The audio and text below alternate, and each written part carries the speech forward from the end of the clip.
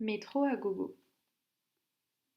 Il avait plu, et, dans l'obscurité de la nuit, la surface du petit canal d'évacuation des eaux brillait de reflets suspects. La pleine lune de la mi-septembre perçait entre les nuages. Il était près de 2 heures du matin. Un homme marchait en titubant sur le chemin longeant le canal. C'était un employé d'une quarantaine d'années qui rentrait chez lui, dans une cité HLM voisine, en bon salaryman. 2 ou 3 fois par semaine, après le travail, il allait boire avec ses collègues de bureau et régulièrement rentrait éméché. Le canal, qui faisait à peu près 1 mètre de large, était recouvert par endroits de plaques de ciment. L'homme avançait en zigzag et de temps en temps quittait le chemin pour marcher sur les dalles du canal. Le plus étrange était qu'il ne tombait jamais dans l'eau. Quand il arrivait au niveau du réverbère, il était toujours pris de l'envie de se soulager. C'était un besoin irrépressible, naturel, ponctuel. Il urinait debout, face au canal, le visage tourné vers le ciel pour admirer la lune.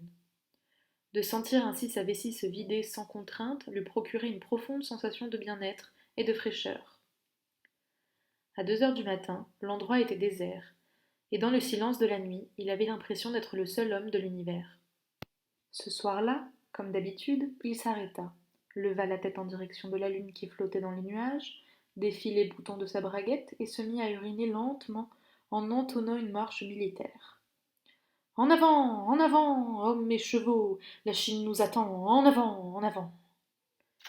Il était trop jeune pour avoir fait la guerre, mais quand il était ivre, l'air entraînant et facile des chansons militaires lui venait naturellement aux lèvres. Comme il n'en connaissait pas toutes les paroles, il se contentait de répéter en avant, en avant. Quand, ayant posé un regard sur la surface noire de l'eau du canal, il poussa soudain un cri. Un visage d'homme flottait dans l'eau sale. Il sentit aussitôt ses testicules se contracter et le jet d'urine se bloquer.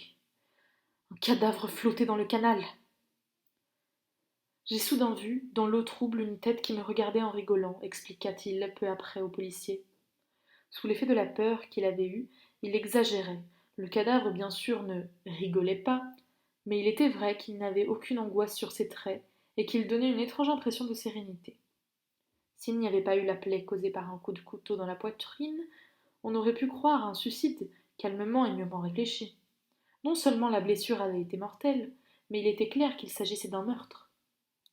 Les inspecteurs du commissariat d'Itabashi et les spécialistes de l'identité judiciaire ne tardèrent pas à arriver. Sous les feux des projecteurs, les abords toujours sombres du canal ne retrouvèrent instantanément éclairés comme en plein jour.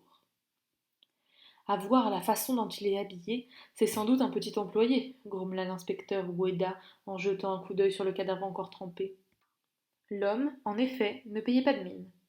Il avait une quarantaine d'années et était vêtu d'un costume bleu, un peu étriqué et démodé, comme c'est souvent le cas au Japon.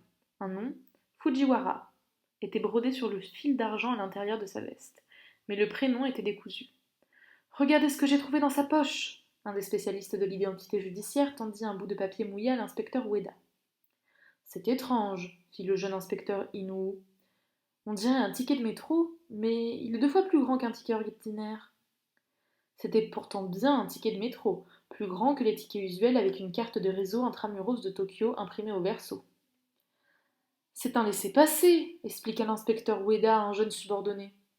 Cela coûte 300 yens et on peut prendre le métro dans Tokyo autant de fois que l'on veut pendant toute une journée. Je ne savais même pas que cela existait. J'ai déjà eu 3 fois l'occasion d'en trouver un en fouillant les poches d'un cadavre. Qui utilise ce genre de billet? Je m'étais renseigné à la gare de Tokyo au cours de l'enquête. Ils en vendent une quinzaine par jour, principalement à des représentants de commerce. C'est normal, puisqu'ils sont toujours en déplacement. Mais notre cadavre n'a pas l'air d'être celui d'un représentant de commerce, dit l'inspecteur Inoue perplexe. L'inspecteur Ueda l'approuva. Comme leur nom indique, les représentants sont le reflet de leur entreprise et doivent toujours être impeccables dans leur tenue. Costume flambant neuf, cravate assortie et badge de l'entreprise à la boutonnière. Avec son costume élimé et sa cravate bon marché, on imaginait mal le mort représentant une quelconque entreprise.